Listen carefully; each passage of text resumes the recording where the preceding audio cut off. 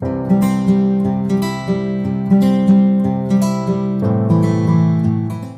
दोस्तों, आज का जो हमारा लेक्चर है उसमें हम क्वेश्चन नंबर 13 और क्वेश्चन नंबर 15 करने वाले हैं। ये दोनों ही क्वेश्चन जो है वो हरात्मक श्रेणी के ऊपर है। हो सकता है आपने हरात्मक श्रेणी का नाम पहले ना सुना हो, ये एकदम नई चीज़ हो आपके लिए, या हो सकता है आपने इसके बारे में पहले सुना हो। शायद ये श्रेणी जो है वो पहले नहीं आती है। समांतर श्रेणी आती है, गुणोत्तर श्रेणी आती है, एपी आती है, जीपी आती है, लेकिन हरात्मक श्रेणी जिसे कहते हैं harmonic progression, HP, short form HP. तो ये जो एचपी है ये आपके पहले आई हुई है, नहीं आई हुई है मुझे नहीं पता। अगर नहीं भी आई हुई तो कोई बात नहीं, अभी हम पढ़ लेंगे इसको। हरात्मक श्रेणी क्या होती है?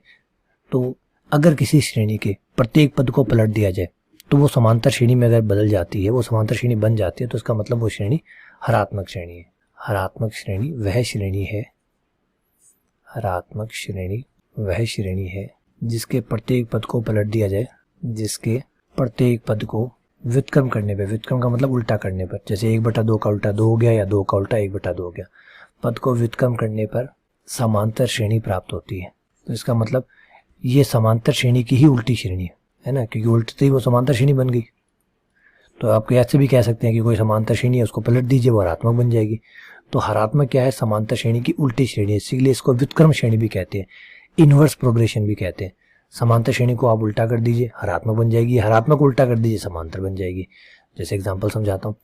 अब जैसे 1/2, 1/5, 1/8 एंड डैश डैश डैश, ये जो श्रेणी है ये एचपी है। क्यों है एचपी? क्योंकि जैसे आपसे पलटेंगे, पलटने पर 1/2 का 2, 5 को पलटने पर, व्युत्क्रम करने पर 5, 1/8 का 8 एंड डैश डैश डैश। अब आप देखिए कि इनके बीच के डिफरेंस कितने का चल रहा है? 3 का मेंटेन हो रहा है। 2 और 5 के बीच में 3, 5 और 8 के बीच में 3, तो ये कौन सी हुई? एपी। और बनी कैसे? एचपी को इसको पलटने पर, तो पलटने पर बनी, अगर पलटने पर एपी बन जाती है, इसका मतलब खुद क्या थी? एचपी थी। तो ये एचपी होती है। तो एचपी कोई नई श्रेणी नहीं है, एचपी एक्चुअली इनवर्स श्रेणी है। किसकी? एपी की। एपी को पलटने पर एचपी बन जाती है। या आपको पहले से एपी पता है तो उसको पलट दीजिए, वो एचपी बन जाएगी। या आपको कोई श्रेणी दी गई, उसको पलटने पर वो एपी बन जाती है, तो वो एचपी है। ठीक है ना? तो एचपी और एपी में यही रिलेशन होता है। तो एचपी नाम की श्रेणी नहीं होती। अगर आप पलटते हैं और पलटने के बाद में वो अगर एपी बन जाती है तो वो एचपी है। ये एचपी की खासियत है। ठीक है ना? तो कोई श्रेणी हरात्मक श्रेणी कब होती है? जब उसके प्रत्येक पद को पलटने पर वो अगर समांतर श्रेणी बना लेता है तो वो एचपी है। ठीक है ना? या फिर अगर वो एचपी है, अगर वो एचपी है, ऑलरेडी है, तो उसको पलटने पर वो एपी बन जाएगा। ठीक है ना?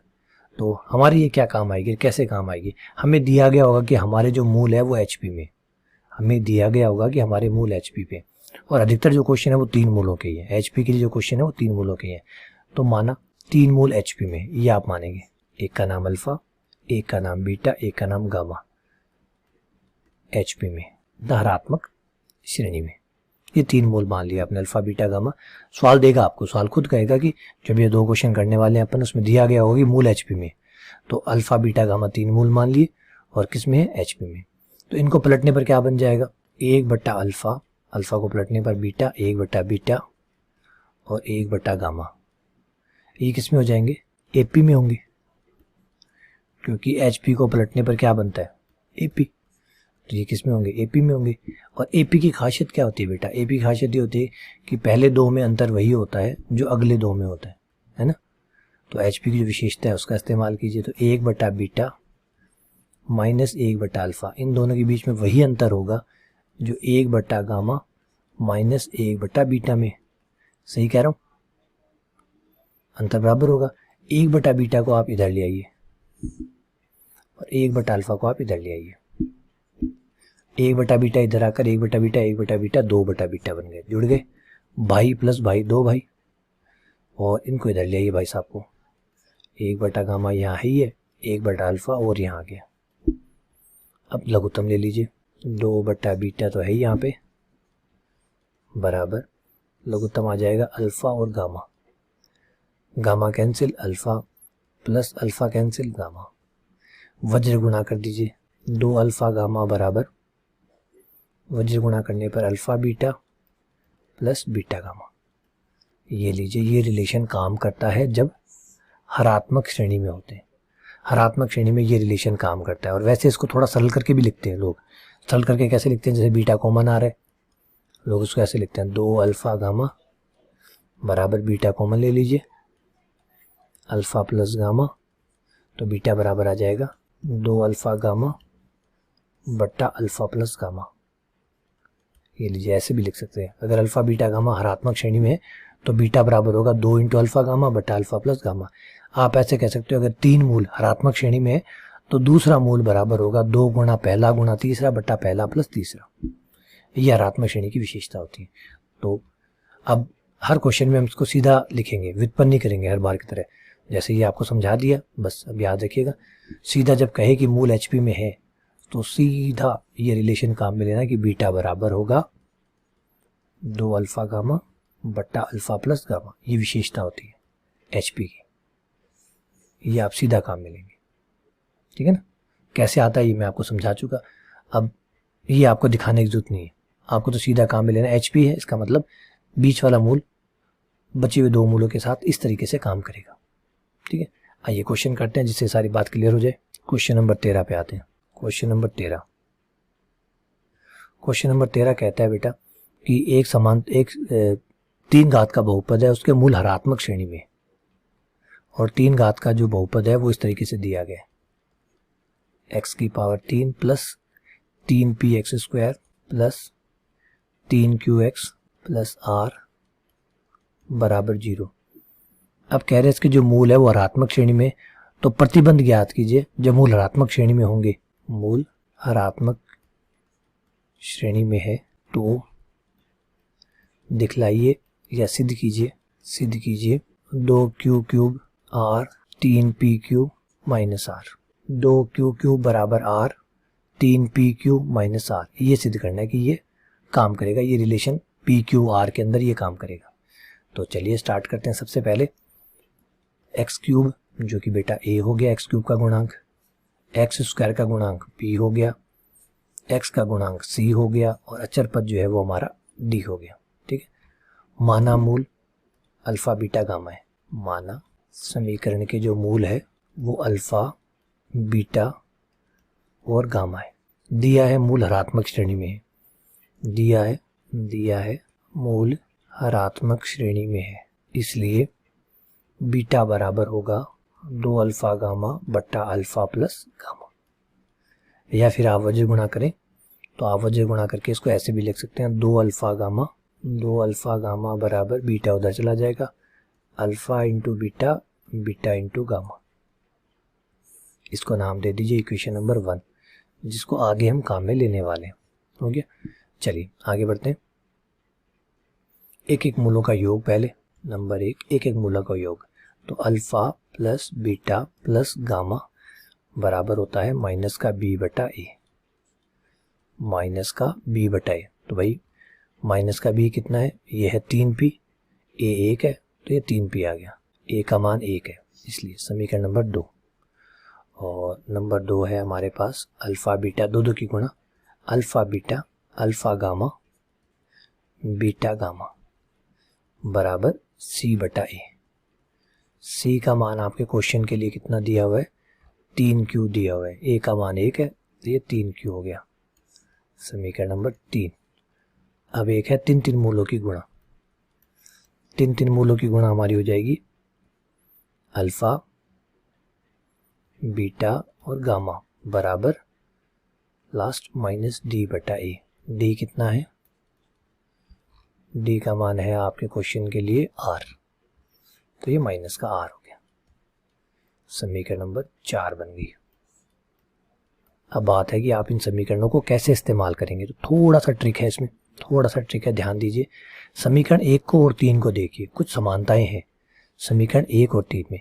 समीकरण 1 में alpha beta plus beta gamma है, तो देखिए अल्फा बीटा ये रहा, बीटा गामा ये रहा, तो इन दोनों को मिलाकर बेटा अल्फा बीटा और बीटा गामा, अल्फा बीटा और बीटा गामा को मिला के मैं 2 अल्फा गामा लिख सकता हूँ, 2 अल्फा गामा लिख सकता हूँ, और ये भी अल्फा गामा हो जाएगा, तो दोनों जुड़ के 3 अल्फा गामा हो जाएंगे। क्यों कह रहे हो, सही है, काम कर जाएगा ये।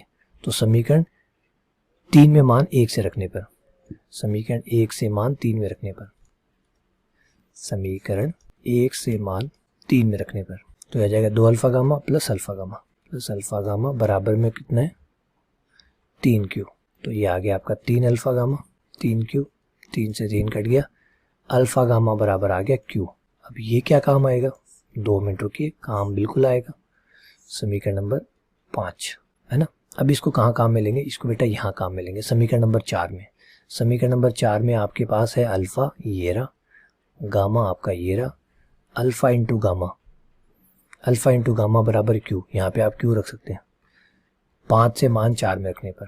समीकरण 5 से मान 4 में रखने पर अल्फा गामा का मान Q आ गया, तो Q बीटा बराबर हो गया आपका, यहाँ बेटा अल्फा गामा की जगह मैंने Q रख दिया, इंटू बीटा हो गया बराबर में माइनस का R हो गया। तो बधाई हो, आपको बीटा का मान मिल गया, बीटा बराबर माइनस R बट्टा Q।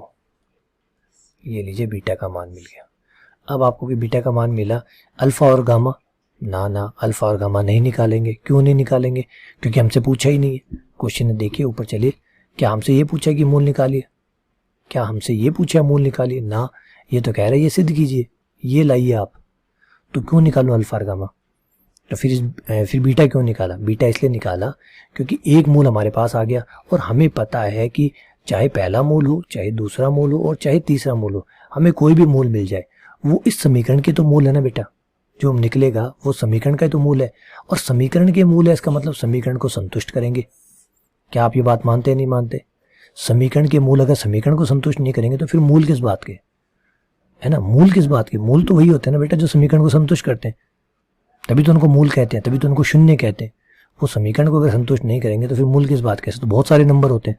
मूलों में ऐसी क्या खासियत है, मूलों में ये खासियत है कि जो समीकरण के मूल होते हैं वो समीकरण को संतुष्ट करते हैं, मतलब उन्हें रखने पर जीरो आएगा। मूलों के अलावा आप कुछ भी रख लीजिए जीरो नहीं आएगा, सिर्फ मूल ही समीकरण को जीरो करते हैं, उसके अलावा कोई भी बिंदु रख लीजिए वो जीरो कभी नहीं होता। ये मूलों की खासियत है, तो बस इसी विशेषता का इस्तेमाल करते हैं। बीटा जो है वो समीकरण का मूल है, बीटा समीकरण का मूल है, समीकरण का मूल है, इसलिए समीकरण को संतुष्ट करेगा, इसलिए समीकरण को संतुष्ट करेगा। यानी समीकरण में अब आप x की जगह बीटा रख दीजिए, तो x की जगह बीटा रखने पर बीटा क्यूब, जहाँ जहाँ x है बेटा समीकरण में वहाँ मैंने बीटा रख दिया। देखिए जहाँ जहाँ समीकरण में x था मैंने वहाँ बेटा बीटा रख दिया, beta cube, beta square, beta, okay. अब बीटा का मान आपके पास है वो भी रख दीजिए, समीकरण नंबर 6 दे दीजिए इसको नाम, 6 से मान रखने पर, बीटा का मान समीकरण 6 से रखने पर, तो बीटा बराबर हो गया माइनस का R बटा क्यू।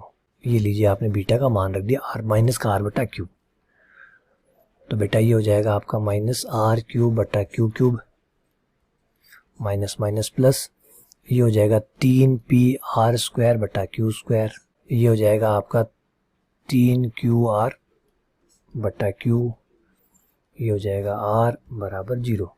एक बार हम लघुत्तम ले लेते हैं, काटा वाटी बाद में कर लेंगे, कोई बात नहीं, थोड़ा काटने के लिए थोड़ा टाइम ले सकते हैं, जो कटने हैं सो कटने ही हैं, वो बाद में कट जाएंगे, कोई बात नहीं।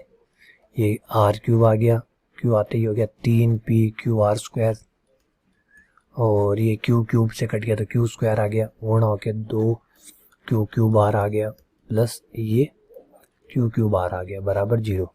हम इसको इधर भेज देते हैं ताकि ये सारा काम खत्म, minus R cube plus 3PQR square, ये 3 में से 1 गया 2 आ गया, 2Q स्क्वायर R बराबर 0।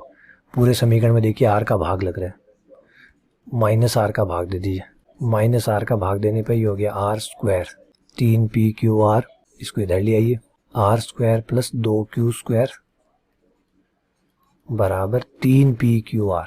अब देखिए क्या हमें यही सिद्ध करना था बेटा, ये मैं थोड़ा सा गड़बड़ कर गया, यहाँ पे Q क्यूब है, अब ये कह रहा है कि 2Q क्यूब को अपने पास रखिए इधर, LHS में 2Q क्यूब जो है उसको इधर रखिए और इनको इधर भेजिए, कोई बात नहीं, जैसी इनकी मर्जी, इधर भेज देते हैं। लो भाई, फिर ये कह रहा है R कॉमन भी निकालिए, लीजिए साहब R भी कॉमन निकाल दिया, और बोलिए, बस ये कह रहा हो गया तो ठीक है, ये लीजिए आंसर।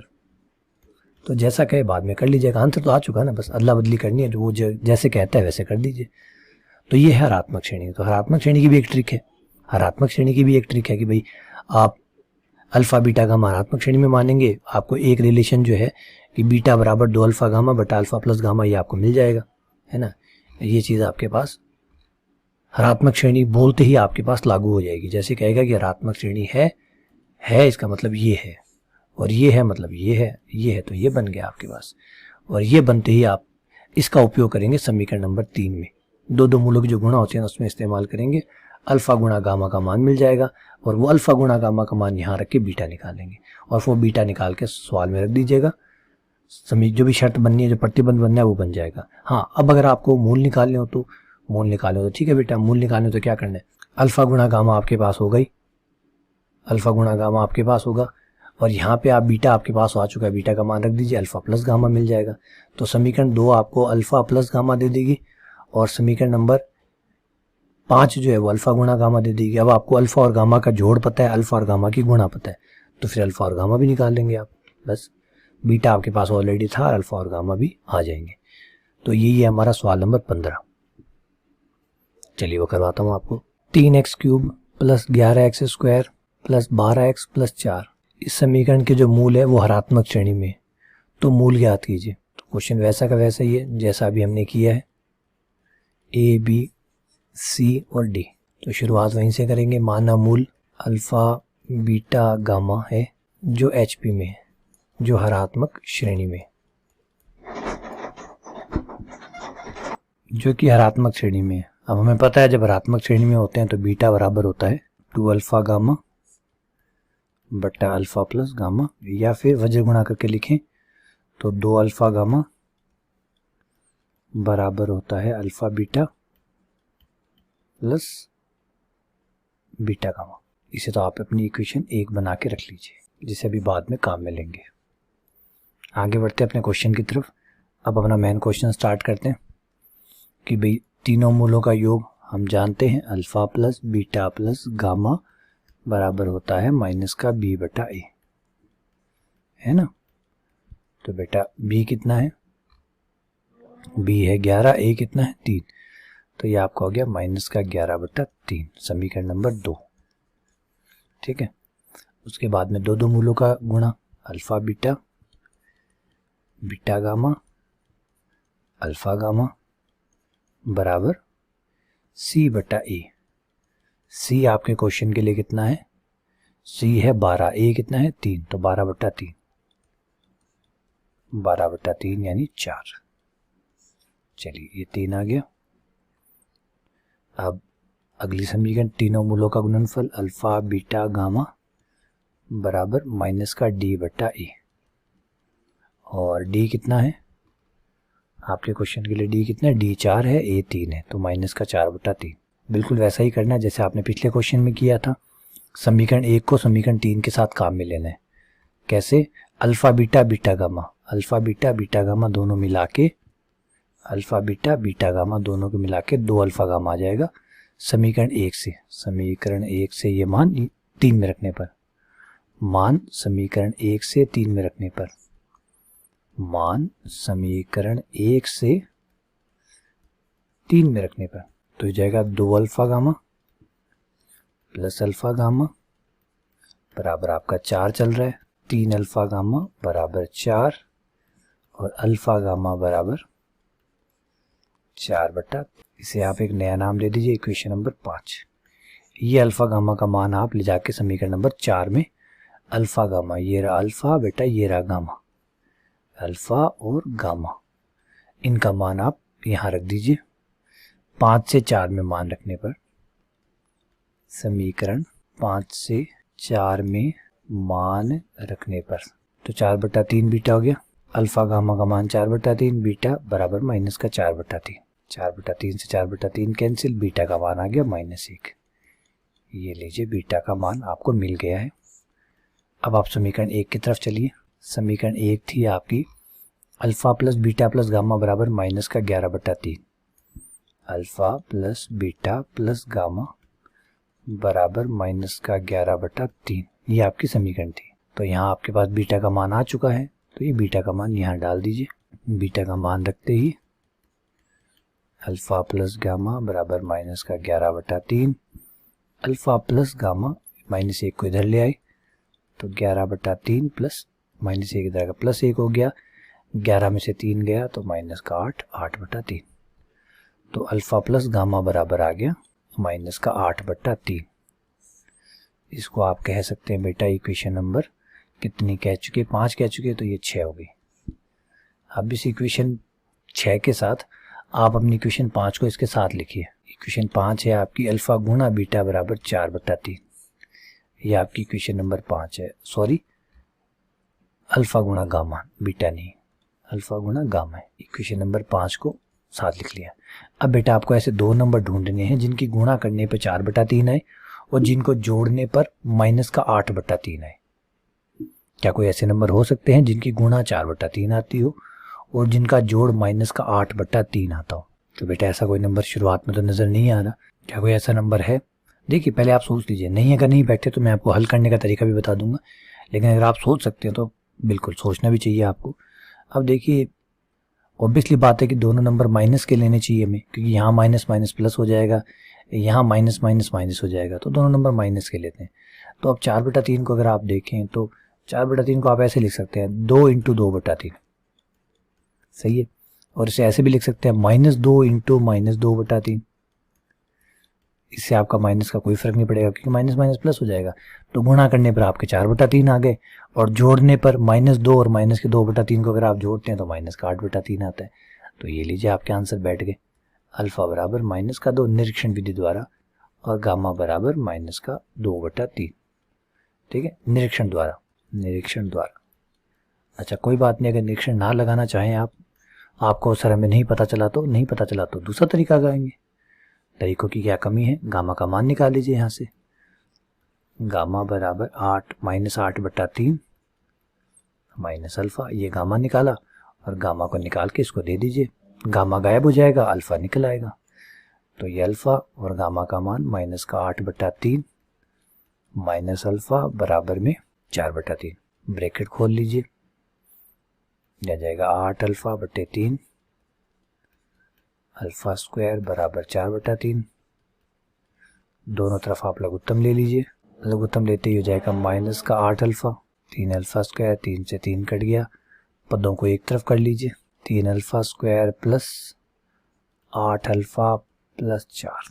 भाई गुणा 12 आनी चाहिए तो 6 और 2 गुणनखंड हो गए, 6 और 2 कॉमन ले लीजिए। अल्फ़ा 3 अल्फ़ा कॉमन आ गया तो alpha plus 2, 2 common, alpha plus 2, ये आपके बन के अल्फ़ा प्लस 2 और 3 अल्फ़ा प्लस 2, 3 अल्फ़ा प्लस 2 और अल्फ़ा प्लस 2। अब यहाँ पे अगर आप अलग अलग करते हैं तो अल्फ़ा की एक वैल्यू -2 आ जाती है और अल्फ़ा की एक वैल्यू -2/3 आ जाती है। अब आपने गामा का मान निकाल लीजिए, गामा कितना था, माइनस का 8/3 माइनस अल्फ़ा। अब अगर बेटा आप अल्फ़ा का मान -2 का इस्तेमाल करते हैं, अगर -2 जो है उसका इस्तेमाल करते हैं माइनस माइनस प्लस 2 हो जाएगा, क्योंकि अल्फ़ा का मान -2 रखेंगे, माइनस माइनस प्लस 2, लघुत्तम लेने पर माइनस का 2/3 आ गया। और अगर अल्फ़ा बराबर माइनस का 2/3 आप यहाँ रखते हैं, माइनस माइनस प्लस, लघुत्तम लेने पे 3, ये आ गया माइनस का 6/3 जो कि माइनस का 2 है। तो अब आप देख सकते हैं कि एक आंसर माइनस का 2 है और एक माइनस का 2/3 है। अगर अल्फ़ा -2 ले रहे हैं तो गामा -2/3 आ रहा है, और अल्फ़ा अगर -2/3 लेते हैं तो गामा -2 आ रहा है। तो एक -2 है और एक माइनस का 2/3 है। तो लीजिए फाइनली आपके तीनों मान आ गए, अल्फ़ा -2, गामा -2/3 और बीटा आपने पहले ही निकाल लिया था। बीटा बराबर कितना था, ऊपर ऊपर चलिए एकदम शुरू में निकाला, बीटा बराबर -1। ये आपका तीसरा आंसर आ गया, ठीक है ना। तो चलिए उम्मीद करता हूँ कि हरात्मक श्रेणी के जो क्वेश्चन है ये आपको समझ में आ गए होंगे। हाँ, अगर फिर भी कोई डाउट हो इन क्वेश्चनों से जुड़ा हुआ तो मुझे ज़रूर बताइएगा, ठीक है। चलिए बहुत बहुत धन्यवाद, शुक्रिया।